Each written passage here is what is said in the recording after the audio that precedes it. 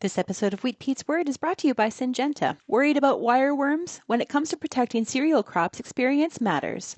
Choosing a Syngenta seed treatment to safeguard your investment against wireworms and seed or soil-borne diseases means you're getting a proven solution. Establish strong, healthy plant stands with the reliable protection you deserve. Visit syngenta.ca/wireworms to learn more about giving your cereals the strong start they need for optimal yield potential.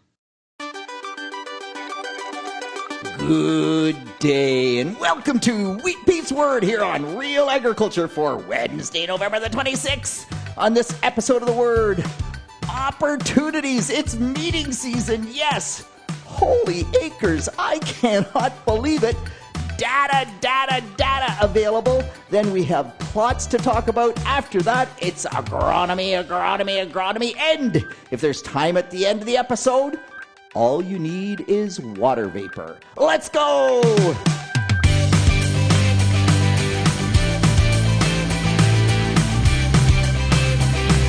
Thank goodness for last weekend. Man, here in Ontario, for those people listening outside of Ontario, or at least outside maybe even of southwestern Ontario, we had a lot of crops still to get off. And we finally got an excellent window of opportunity for most people, not everyone, most people, to pull acres off over the weekend right up until about Tuesday, sometime through Tuesday. And a lot of growers got finished. So that's awesome. Whether it was soybeans, it was corn, just tons of farm work getting done. That's excellent because we need to get the field work done because we are coming into meeting season. And so many great opportunities. Let me start with the Ontario Ag Conference. For goodness sakes, get registered, particularly for the Southwest Ag Conference, which is in Ridgetown, January 6th and 7th. One of our feature speakers is Terry O'Reilly from CBC's Under the Influence. And Terry is going to talk to us about building the brand, building the agricultural brand, and that's so incredibly important. We're on a bit of a high right now. People have more faith in Canada, not saying across all of North America, but in Canada, people have more faith in agriculture and in science, which is so cool, than they have for quite a while. Man, we need to take that momentum and build it. So get registered. The deadline to register is December 9th. You're going to say, oh, that's a long way off, Peter. Get over it. Get registered for the Ontario Ag Conference, for the Southwest Ag Conference, part of that, Midwestern Ag Conference, Eastern Ontario Crop Conference. Just go to Google Ontario Agricultural Conference, and it will come right up. I see Grey Soil and Crop. Man, Grey Soil and Crop, nice little organization there, but they're having Senator Rob Black speak. Man, I wish I could make that meeting. So you just have to pay attention to what's out there. The Manitoba Ag Conference has also got registration. Actually, I believe their early bird registration has ended, but they've got a great program. It doesn't matter where you look. So many learning opportunities, and you need to take advantage, because when I talk to the local Rotary Club or whichever urbanite group that I talk to, I always say that Ontario farmers are the most well-educated in their field of expertise of any profession out there. If you don't go to the winter meetings, you aren't one of those educated people. So get registered, get out there. All right, enough on that. I want to move on. And yes, I can't believe it.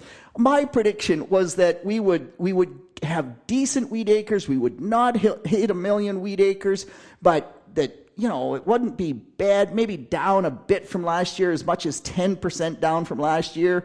Wrong. I can't believe it, but up. Wheat acres are up 10% in the province of Ontario. 1,050,000 acres is our best estimate at this point.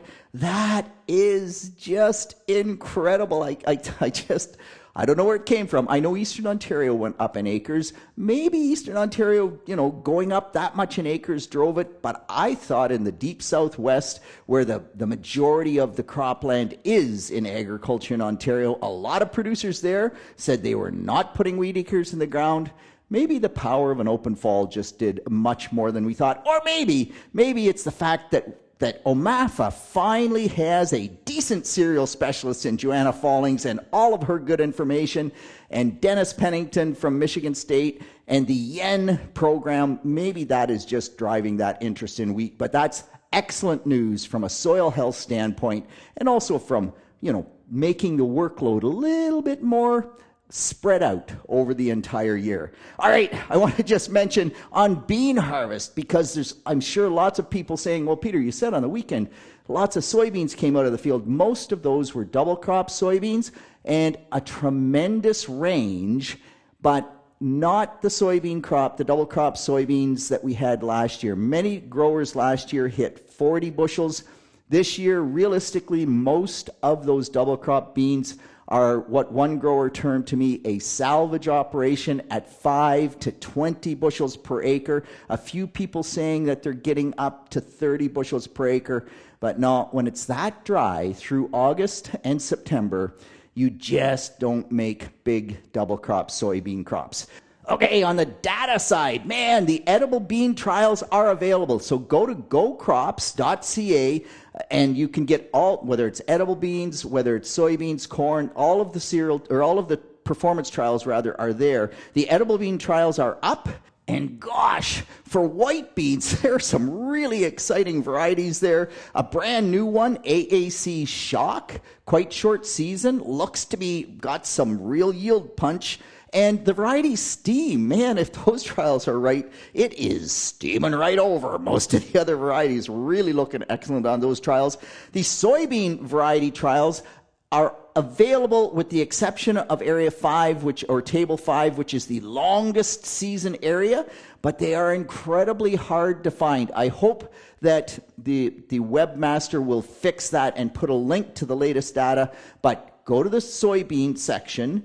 You have to highlight across the top bar the variety performance trials, and there will be a drop-down bar. And in that drop-down bar, you will see tables and graphs. If you highlight that, you can click on that. It will bring you to the 2025 data for table 1 through 4, which is maturity group, I think, 00 right up to group 2 or early group 2, something like that.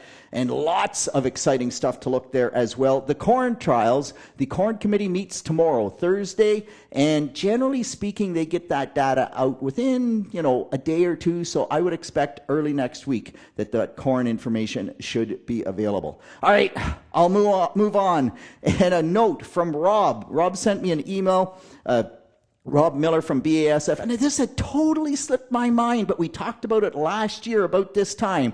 And Rob said, Peter, can you remind me, last year you talked about a note from someone that you should inflate the tires on your equipment as you put them away so you don't get that flat spot and you don't get the tire totally out of round. And this is particularly true as we move to lower and lower inflation pressures so that we create less compaction. Yeah, Rob, I had totally forgotten about that. But yes, you should inflate them. I don't think you have to go to maximum inflation pressure. That would be a bit of overkill, but pump them up till there's not much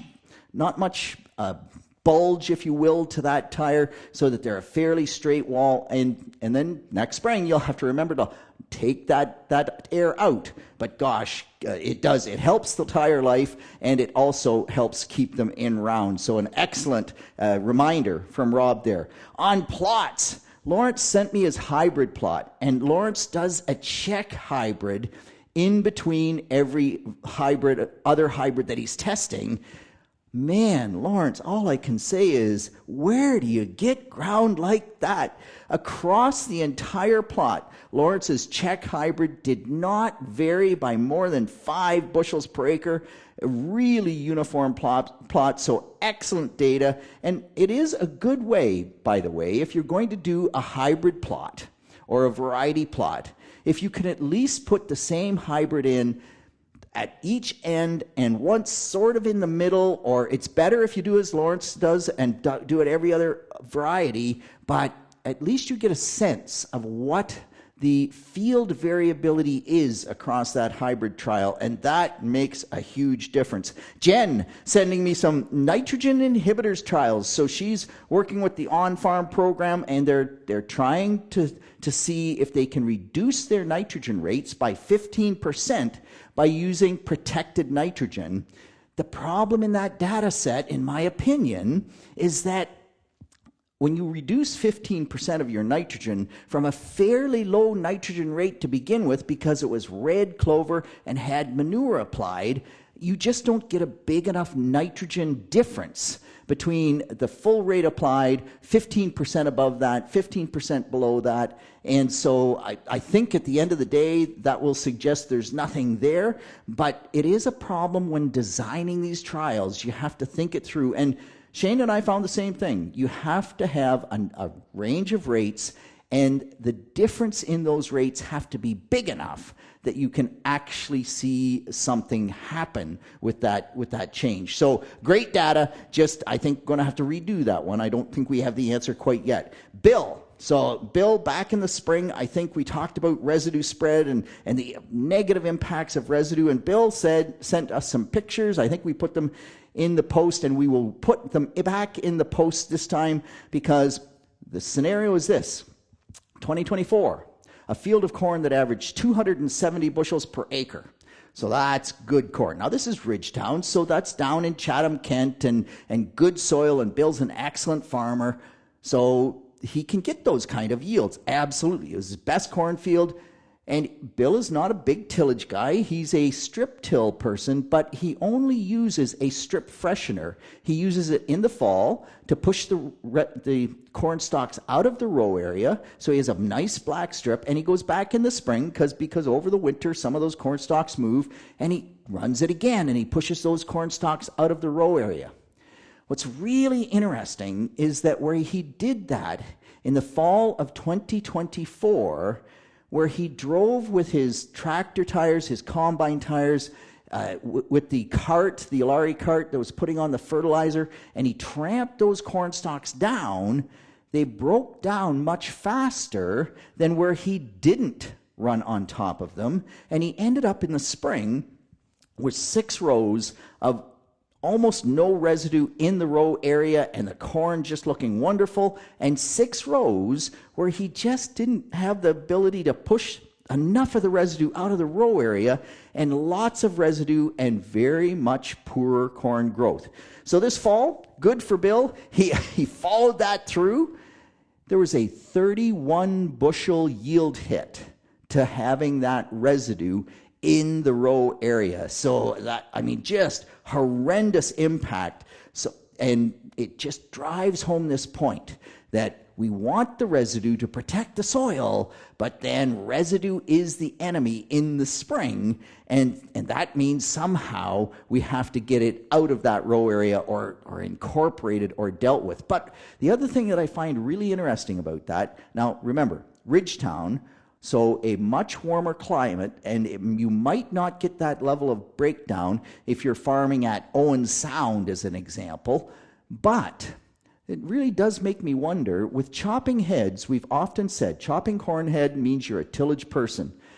Yeah, maybe if it actually gets that corn residue on the soil surface, that may not be true if you get enough warm weather in the fall to speed that residue breakdown. But the other part of that is, and I'm guilty of this myself, I now run an RTS over my corn stalks because I'm not 270 bushel per acre, but I have areas in my field at 290 bushels per acre. Just, small areas, the average was just over 200, but those good areas, man, there is a lot of residue.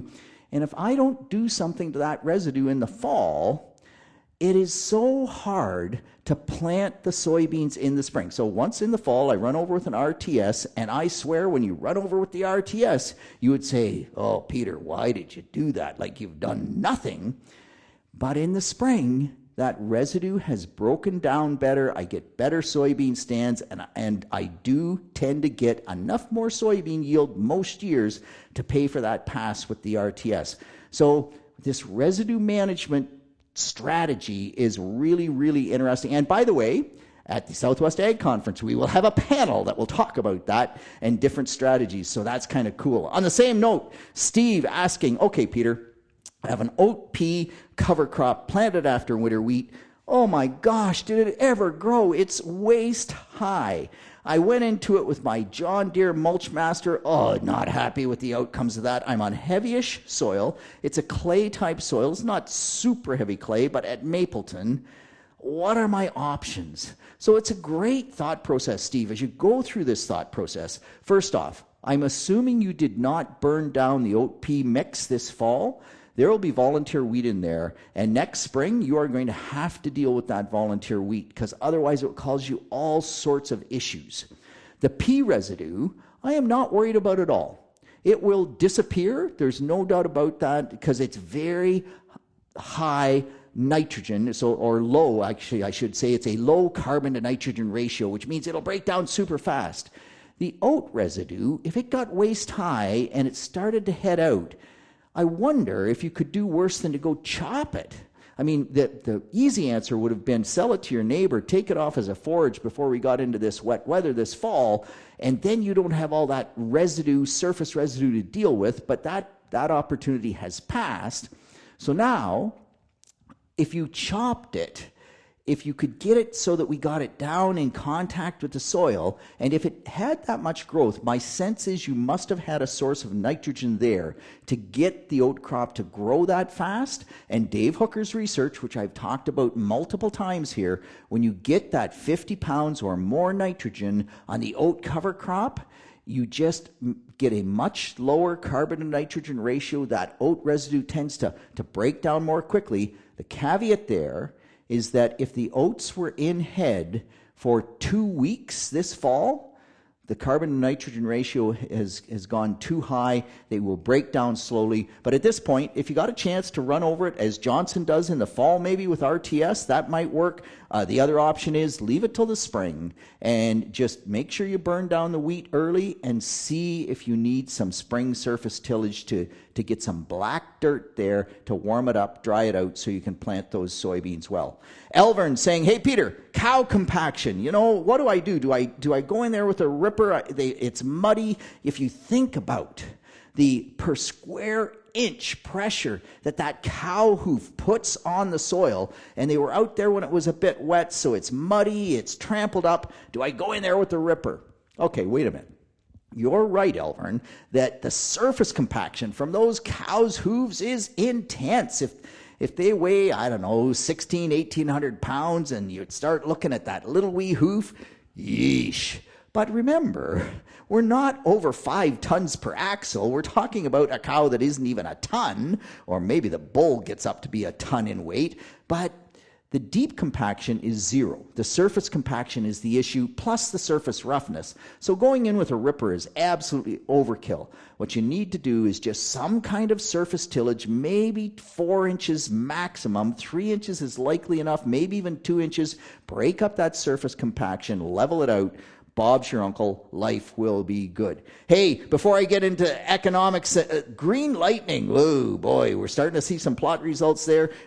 Green lightning, maybe green smoke. It might just vanish. So far, the results that I have seen from the green lightning plots are not very supportive of that technology performing as advertised. So we'll hope for more results on that. And actually, I hope some people immediately fire back and say, Peter, you're wrong. Here's my results. But to date, I haven't seen anything very much positive. All right, on the economics front, I talked about that briefly last week and got some great feedback.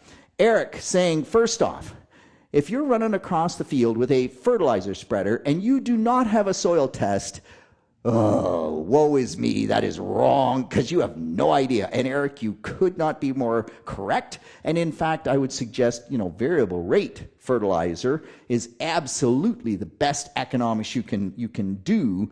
But hopefully you paid for those soil tests when times were good to get to the point where we can benefit from them now. Next, Eric says, Peter, you didn't mention equipment costs. Most growers have no idea what it really costs them to drive across the field. And I did mention, excessive tillage or unneeded tillage last week. And my good friend Brett said, hey, Peter, so I just did some math. We have the disc ripper and it needs the big tractor and we go over the field. And when I figure it out per acre, it's 9 gallons of fuel needed when I moldboard plow, I've got the smaller tractor. Yeah, it takes more hours, but I'm at 11 gallons. And so in actual fact, it's not that much difference in terms of fuel consumption. It's more the time, and fair enough. So my point would be that with today's tractors, if you have the latest technology, they can tell you acres per hour. They can tell you, they can tell you gallons per acre. They can tell you some of these parameters that you need. But don't forget, Brett, if you're in the tractor longer, you're putting more hours on that tractor, and every hour is also a cost. So the costs of equipment are a huge issue that we need to factor into those economics. And if you don't know those, man, get a better accounting software package. We had a bit of a discussion about that as well. Your accounting software package really does need to force you to attribute every cost somewhere, and that should sort out those fixed costs that can have a major impact on the actual economics of your operation. Matt saying, okay, Peter, tight economics, we have a phosphorus soil test of 20. We're on a beautiful loam soil. It's systematically tiled. What about liquid starter on my corn crop? What's the yield advantage? So the data would say that on average, liquid starter, phosphorus of 20, loam soil, the yielded gain is about 3 bushels per acre and 1 point moisture drier. So from an economic standpoint, that doesn't work. The liquid starter is going to cost you $40 an acre. It just doesn't work. Once in a while, you can see a bigger yield bump. You might get 7 bushels, but even that is break even. So at this point in time, economically, in that situation, does not make sense for liquid starter. If you were on Haldeman clay soil, then the yield bump is much bigger. The soil type makes a big difference. And also, if you were a 6 for phosphorus, it would be different. And if you're on a Haldeman clay and you're at a 45 for phosphorus, all of those things play. So you need to ask yourselves those questions. All right, I'm just going to finish up here really quickly because I think it is so cool. Had a nice Twitter discussion with Andrew McGuire from Washington State, Terry Daynard, of course, of Ontario here. And Andrew tweeted out, and it was in reference to an ad talking about seed to soil contact. And there was 2 perfect papers that said, you know what? You actually do not need any seed to soil contact at all, because if you put seed, and this was wheat seed, if you put it in where there is high water vapor, that seed will germinate. Even if it is not in contact with the soil at all, that seed will germinate. And that's correct. I mean, think about it. Wheat will sprout on the head. If you get a few foggy, humid days, a couple of rainstorms, what do you have? You have sprouted wheat on the head. Barley will do the same thing, but takes a lot more water. But then I said to Andrew, well, what about corn? Come on, corn doesn't do that. I mean, to get corn to sprout, you need the husk tight. You need it to hold the water in there. And Terry jumps in and says, well, Amelie Gaudens, and Amelie is now with University of California, Davis, doing some great work on rotation and on how good rotations really stabilize your yields to the point where your crop insurance premiums should actually go down. We haven't done that in Ontario, but it's a really interesting concept. Anyway, her PhD thesis, she got corn to germinate in a nutrient-dense fog. So it germinated and it grew. Did not need soil at all. So all of this concept around, seed to soil contact rather, and how important that is to get germination, no, it isn't at all. Get the slot closed, it's going to germinate. Now, if you smear the slot, if you have compacted soil, you're not going to get root growth. I mean, it's still not going to get the yield. But guess what? To get crops to germinate, all you need is water vapor. So how's that for twisting your brain sideways? And with that, that's it. That's all on behalf of the team here at Real Agriculture. This is Wheat Pete with the word for Wednesday, November 26th. Hey, keep the questions, keep the plot results, keep the feedback coming. If you don't, I won't be able to talk too long yet again next week. See you then. Thank you for downloading this episode of Wheat Pete's Word, brought to you by Syngenta and the 2026 Partner Program that helps you earn cash back on your winning strategy for high-performing wheat. Talk to your retailer or visit syngenta.ca to learn about giving your crops the upper hand this season. Visit syngenta.ca/partner program to start calculating your rewards.